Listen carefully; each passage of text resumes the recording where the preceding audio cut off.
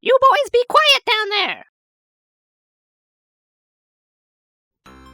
Welcome back to PC 98 Paradise, the series where we take a close look at classic games for the NEC PC 98, the most popular Japanese PC series of the early 1990s.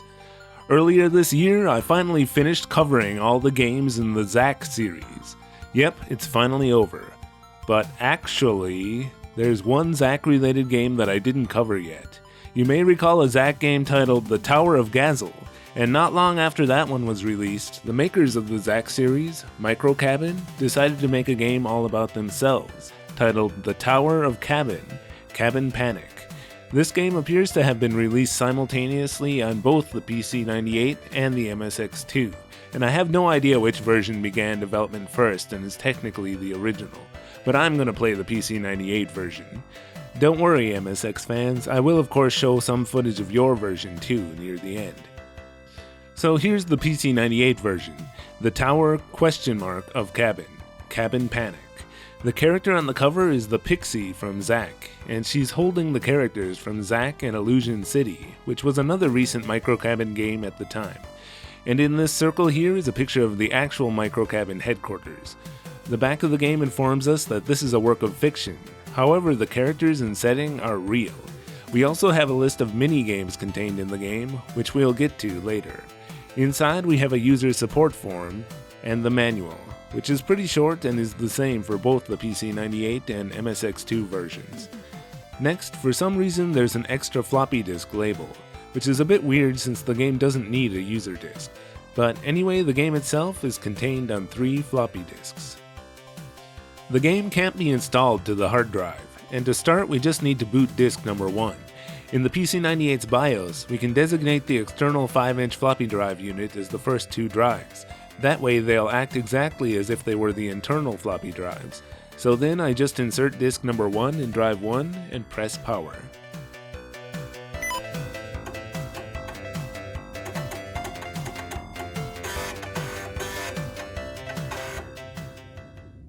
The game starts off with an overly dramatic opening, showing a letter from someone who is exploring the deadly Tower of Cabin. Who are they, he says, and what are they up to in this tower? It will take all your skill and bravery to successfully navigate and solve the puzzles of this labyrinth. Next is a text box saying, "He's gone, we lost him." Wow, that took a sudden turn for the worse. It continues, "This isn't a request, it's an order. Find out the truth about these strange occurrences.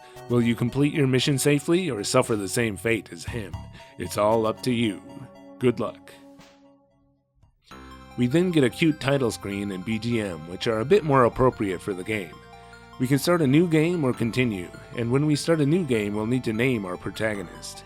Then said protagonist narrates his arrival at an unnamed train station in Mie Prefecture, which is actually Kintetsu Yokkaichi Station, the nearest train station to Microcabin's headquarters. Just as the protagonist is wondering where to go from here, the Pixie appears to guide him to the tower. She points out some of the landmarks to help us find the way. These real photos are quite pixelated, using the PC-9801's standard old 640x400 resolution and 16 color mode. None of the real place names are used, but anyone could have easily figured out where these are, even in 1992. The Pixie calls this mall PM Square, but in actuality it was AM Square, and has been renamed twice since then. It's currently called Tonarie. Next she shows us the intersection where we need to make a right. The location is almost unrecognizable now, but if you look closely you can recognize this building here, and also this one way back in the background. None of this is relevant to the game, by the way. I just love looking at old pictures and seeing how much things have changed. Ideally, I'd love to show you some actual video of how it looks now, but the train fare to Yokkaichi City alone would cost more than what little I'll make on Patreon and YouTube from this video. So instead, here's some footage I shot of NEC's headquarters here in Tokyo. In our next mystery photo, we get our first view of our destination in the distance. See that? You mean the tower? For this one, we're not going to be able to get the exact right angle, but there we go. So we arrive at Microcabin, and one of their sales representatives, Hideaki Ito, comes to greet us. He asks if we had any trouble finding our way, and our protagonist responds that the Pixie showed him the way. Hida is confused, and our protagonist turns around to see that the pixie is gone. Right over there.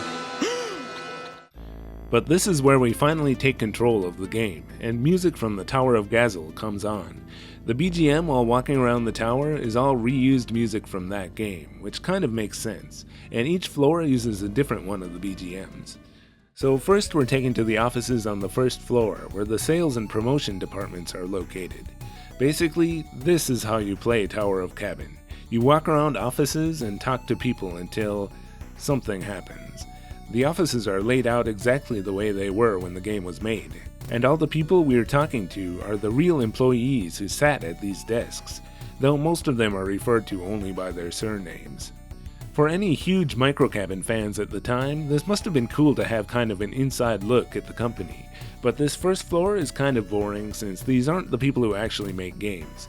You can talk to this lady who organizes a weekly English class at the company if you want to practice your English. If you try to leave and go to the other floors, it won't let you until you have Hida's permission. I've already talked to everyone on this floor and he still won't let me go. And this is one of the problems with the game. You need to really talk to everyone several times in order to make things happen. Even after they start to repeat themselves, you still oftentimes need to keep bugging them until they suddenly start saying something different. It's like they really wanted to make sure this game wouldn't be just over right away, despite the small amount of area to explore.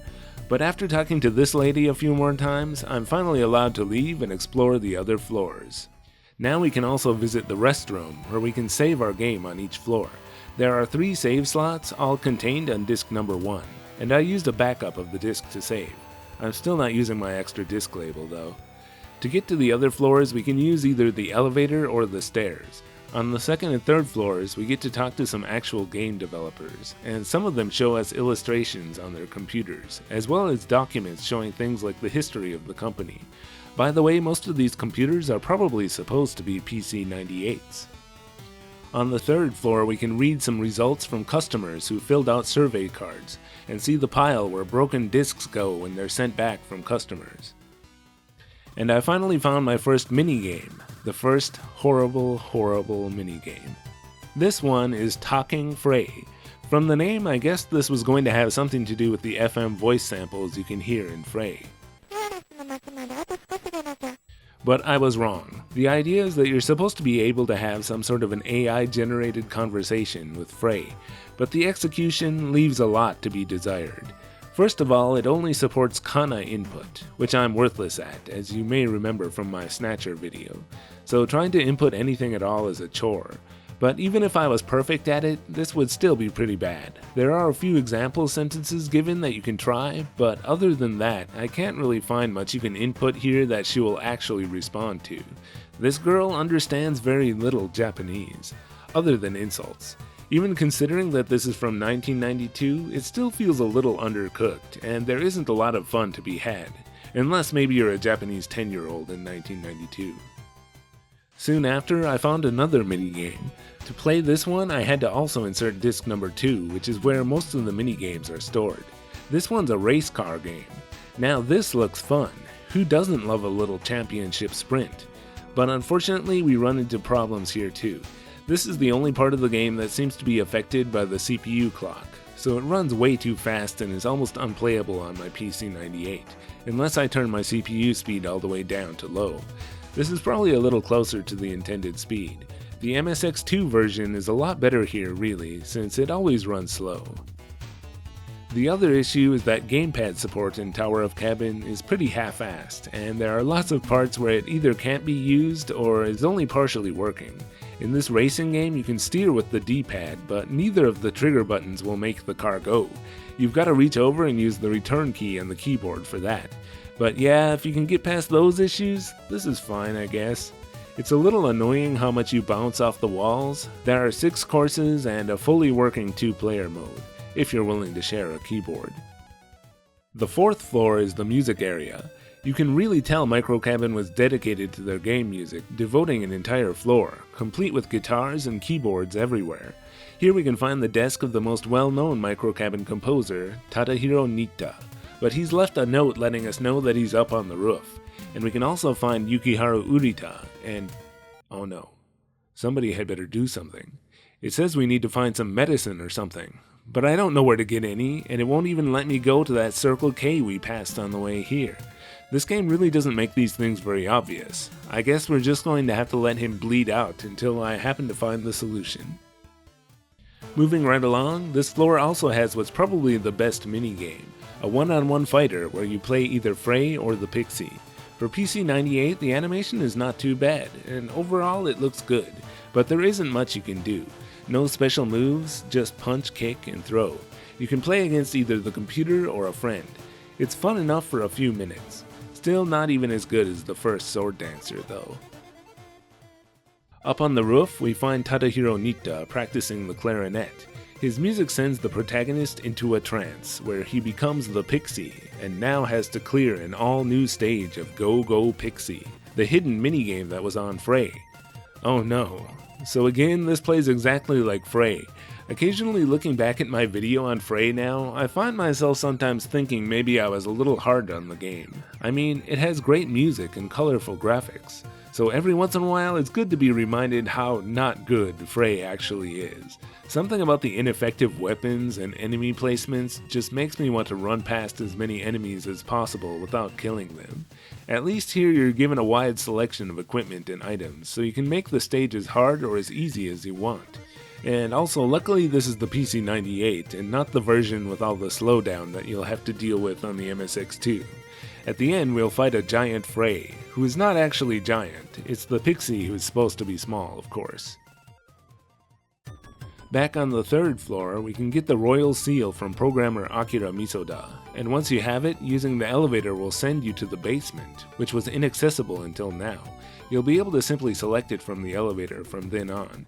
In the basement, there's nothing to see but some puzzle minigames using cover art from some of Microcabin's older titles.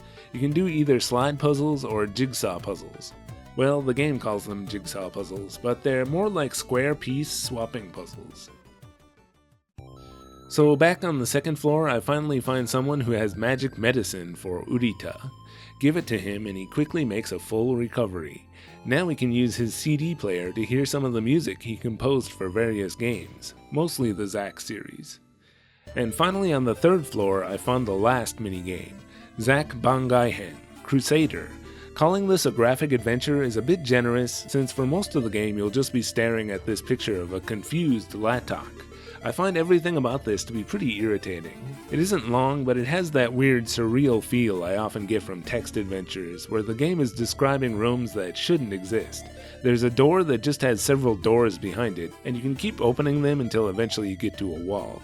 This whole minigame doesn't take itself seriously, as you might have guessed.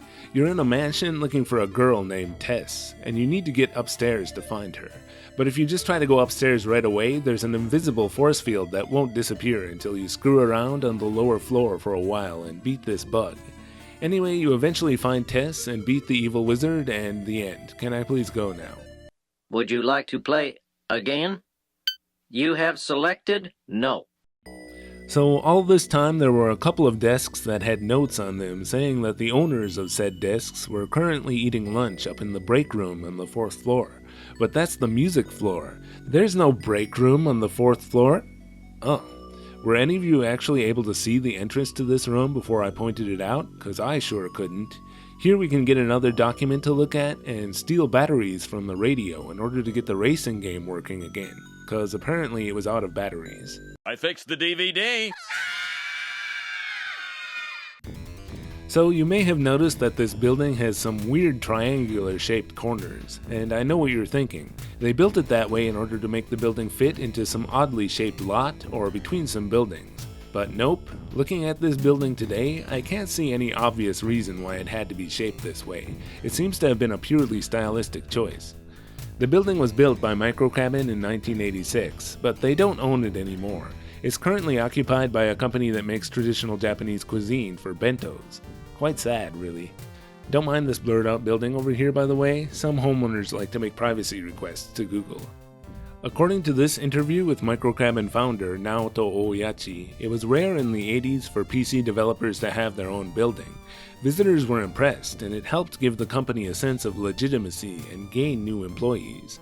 People wanted to work there. They were proud of their building, and that's probably why they made a game about it. And I have a serious question for viewers here. Am I the only one who misses this style of 80s and 90s Japanese architecture, with edges that were either unnecessarily rounded or unnecessarily pointy, stuff sticking out of the top that made the buildings look taller, and unusual colors like light blue? Sure, this shape is impractical, but every time I see a building like this today, I'm reminded of a time when Japan was willing to take risks and had more hope for the future, when Japan was still Japan. Modern Japanese buildings are so plain in comparison. They're the same as new buildings in any country, really. Buildings like these aren't coming back anytime soon, though, because they still litter the countryside and many of them look old and are in poor condition. Nobody wants to build a new building that reminds people of these eyesores, so what are you gonna do, I guess? Architectural styles change. Anyway, Microcabin eventually fell on hard times in the late 90s and moved a few blocks down to a smaller building, where they now mostly do programming for pachinko and slot machines. Ah, the gambling industry, where so many former game developers go to die. And as for President Oyachi, he sold Microcabin and retired back in 2008. He still lives in Yokkaichi City and spends his time enjoying cars, wine, and scuba diving. Good for him. Where is he in the game, though? His office is deserted. And how do you finish this game anyway? It's really hard to find anyone who says or does anything new so you can progress. Some devs working here on the upcoming PC 98 game Elm Knight are saying the game is almost ready to play, and to come back in just a little bit. I went and played through every one of the courses in the race car game at least once, which I hadn't done yet. Not sure if that's what did the trick, but anyway, the Elm Knight demo is finally ready to play, and it uses the entirety of disc number 3. Elm Knight is a first-person mech combat game, and the demo here consists of the opening sequence and a ton of tutorials, before you finally get to play one special stage of the game. Finish the demo, and suddenly everyone in the building is gone. The sole occupants are now 5 bad guys who you need to search for.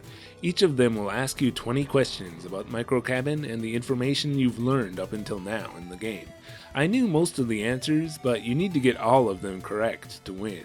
Since the questions are the same every time and only have 3 choices each, it's really easy to brute force your way through by keeping track of the right and wrong answers. Here are the correct answers to all 100 questions. Not sure if this will ever be useful to anyone though, since you'll never get this far anyway. Bwahaha. The final Quizmaster is in President Oyachi's office, and is an alien intent on conquering the human race. Defeat him and he reveals that he was none other than President Oyachi himself, who makes his first appearance in the game. And it turns out this entire thing was just an elaborate joke the staff were playing on the protagonist. Hey, he seriously thought that the Earth was about to be conquered by aliens. That's gotta be traumatizing. You mean you've been filming all this? How do you like it? Come out of there, Mel. Rob, are you angry? Oh, I'm not angry, Mel. I'm insane! President Oyachi asks the protagonist to go and talk to each of the company staff one last time, and thank goodness now each of them only has one thing to say. This guy clarifies that the game doesn't actually have an ending, but you're free to walk around the tower all you want, and all the minigames and documents are now accessible via the menu. I think it would have been kind of nice to at least have a little credits sequence with some new music, to really give the game closure. Now it's like we're trapped in the tower forever. Maybe this is what happened to that poor guy from the opening. He cleared the game, but could never leave. The game does have a debug code, but the options it offers are all really useless. The music mode just turns music on and off, and the option to be able to walk through objects doesn't seem to actually do anything. The MSX2 version of the game is fine. Like most Microcabin games, it can use the FM pack for the music. The one-on-one fighting game looks a little worse, but the biggest difference with this version is the absence of the Elm Knight demo, since Elm Knight was never released on the MSX.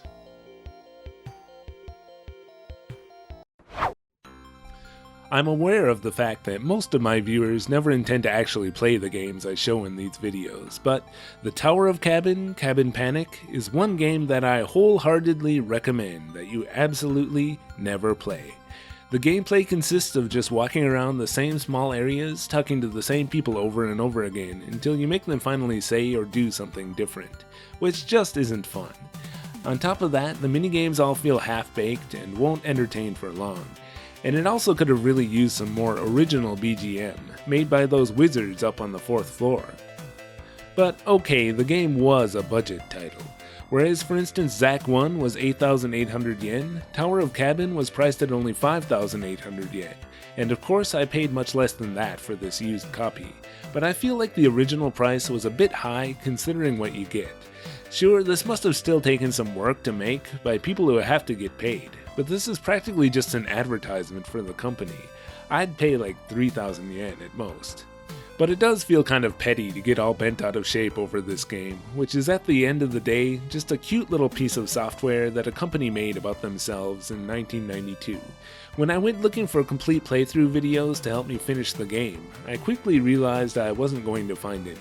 Because today, this is a game that you just turn on for 10 or 20 minutes and say, you know, it's kinda cool that this exists.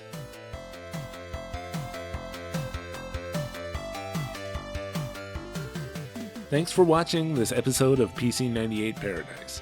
I really wanted to make this one a short 12-minute video, but as usual I had too much to talk about. The video was of course supported by my super awesome patrons and members. Like and subscribe if you haven't already, and let's go play something else now.